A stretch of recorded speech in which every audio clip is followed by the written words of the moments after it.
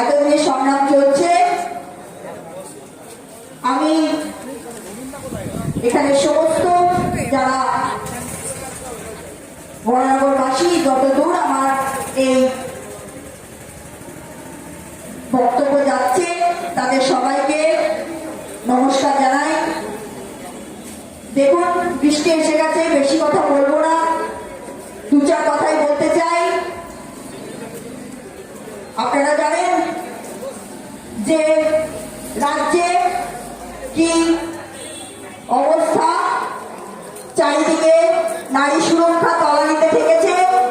সেই জায়গায় দাঁড়িয়ে সন্দেশখালীর মালা যেভাবে প্রতিবাদ জানিয়েছেন, প্রতিবাদে মুখর হয়েছেন, তারা সংগ্রাম দেখিয়ে দিয়েছেন।